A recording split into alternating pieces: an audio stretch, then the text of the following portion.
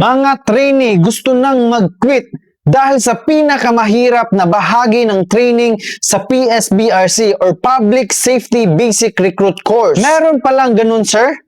Opo, meron po. At sasabihin ko sa inyo para naman meron kang kunting kaalaman dito. Base po sa aking naging karanasan sa loob ng 6 na buwan sa PSBRC or Public Safety Basic Recruit Course, may 2 part sa training na ito na napakapagod at napakahirap. Ito ay ang sumusunod.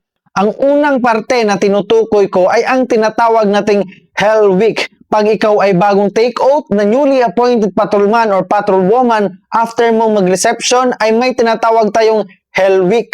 From the word hell, ito ay isang linggong parang nasa impyerno po ang mga trainee dahil sa higpit at nakakapagod na gawain sa loob ng training center. Parang impyerno ito dahil ang utak ng mga bagong recruit sa PNP dito ay utak civilian pa at pinupuna ng mga assistant instructor ang utak na pang-military or kawani ng gobyerno. Dito mo rin mararanasan ang pack one, pack all.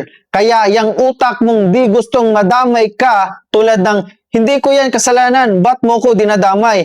Ay mawawala po yan dito sa loob ng training center. Sa training na ito, only nasa serbisyo lang po ang makaka-relate nito. Bumabangon kayo na madilim pa ang kalangitan at nagpapalakas hanggang sumikat ang araw. Nagpapabilad at nagpapaulan.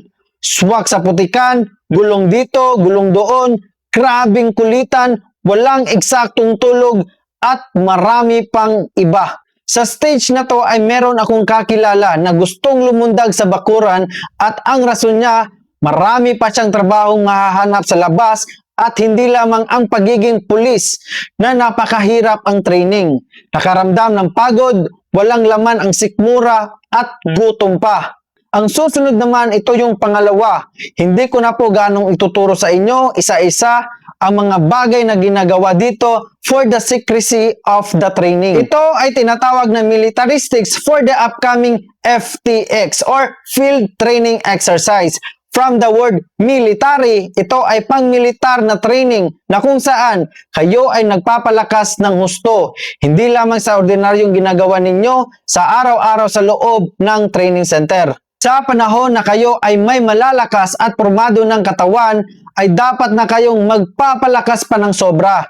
Na kung saan sa stage na to ay may bitbit kayong 15 kilos na rucksack sa mga lalaki at 10 kilos naman para sa mga babae at may bitbit pang rifle at naka-combat shoes pa kayo. Hindi lamang po iyan. May bitbit din kayong tinatawag nating bandolier na lagayan ng tubig at pagkain na almost 30 plus kilos ang lahat na bigat na iyong papasanin, lalo na kung kayo ay magkakandak na po ng FTX. Ang tanong, sir, ano pala ang FTX?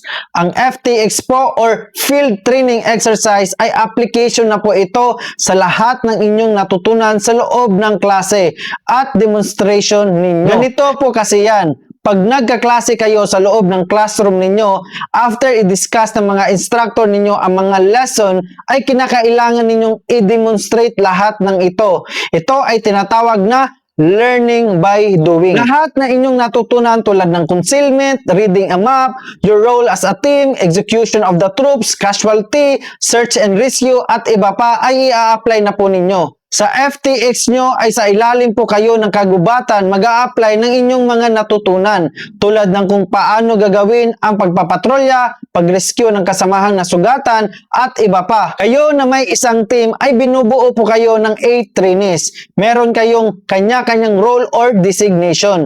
Kinakailangan dito ang pagtutulungan ng isang team kung paano magluluto ng walang lighter or posporo, walang kagamitan tulad ng kaldero, at i-maximize ninyo ang inyong mga dalang pagkain at tubig. Gagawa ng tent or higaan na galing po sa paligid ninyo or sa loob ng kagubatan. Napakahirap po ito. Siyempre, wala kayong eksaktong tulog dito at ang mga assistant instructor ninyo ang inyong mga kalaban. Hindi lamang sa gubat, kundi katubigan din o dagat. Dahil sa part na ito ay meron kayong first impression na tinatawag nating waterborne.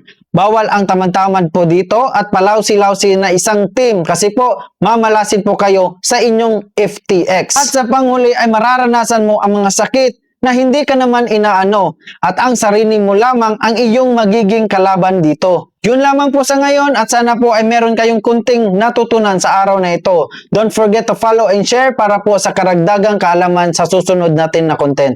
Maraming salamat po.